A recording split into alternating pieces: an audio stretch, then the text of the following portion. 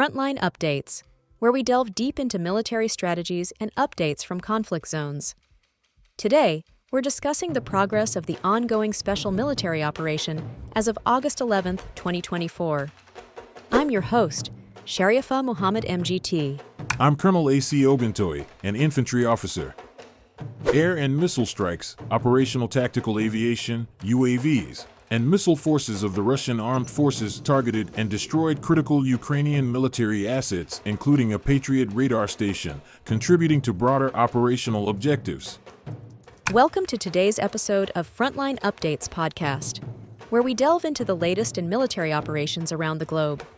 Today, we're joined by Colonel A.C. Oguntoye to discuss the ongoing special military operation as of August 11, 2024. Colonel, thank you for being here today. Thank you for having me. It's crucial to provide accurate updates on our operations, and I appreciate the opportunity to do so. Colonel, could you start by giving us an overview of the latest developments in the operation? Absolutely. Our forces continue to engage vigorously across multiple fronts. Particularly in the north, west, southern, and center groups of forces, we've made significant advances, inflicting heavy losses on the enemy and capturing strategically important positions. Let's break that down a bit. Could you tell us more about the activities in the north group of forces? In the north, particularly around the Volchansk and Liptsov directions, our units have been effective in neutralizing key Ukrainian brigades. We've managed to eliminate 190 Ukrainian servicemen, destroy significant armor and artillery, including a Croatian multiple-launch rocket system. Importantly, we've also thwarted attempts by enemy mobile groups to penetrate deep into Russian territory, destroying armored personnel carriers and other vehicles in the process. Moving to the west group of forces, what successes can you report there? The West Group has secured more advantageous lines, particularly around the Luhansk and Donetsk regions, repelling several counterattacks. Over the past 24 hours alone, we've neutralized over 520 Ukrainian servicemen, destroyed a tank, and dismantled several pieces of heavy artillery. We've also taken out 2 electronic warfare stations and a couple of ammunition depots, significantly diminishing the enemy's operational capabilities. How about the southern group of forces? What impact have they made?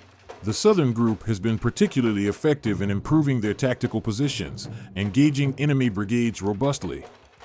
They've inflicted casualties on approximately 385 Ukrainian servicemen and destroyed a variety of artillery units, enhancing our control over key areas in the Donetsk People's Republic. And in the center group of forces? The Center Group has been a cornerstone of our strategy, securing more favorable positions and defeating several Ukrainian brigades.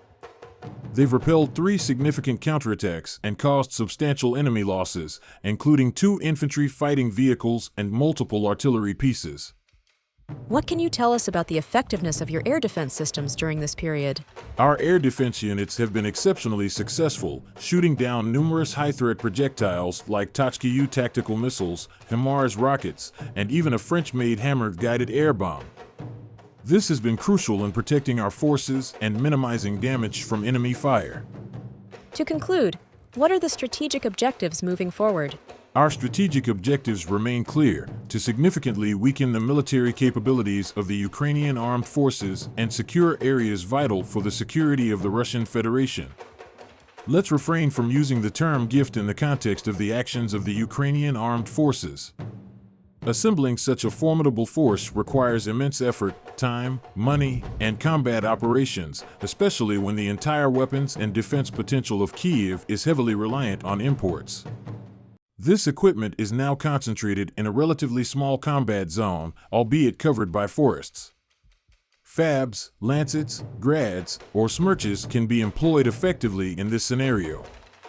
The scarce equipment, whose destruction we discussed earlier, has been brought in such quantities that some Ukrainian armed forces brigades near Pokrovsk, Toretsk, and many other places are puzzled by the abundance of reserves for Kursk, while they struggle to hold the front.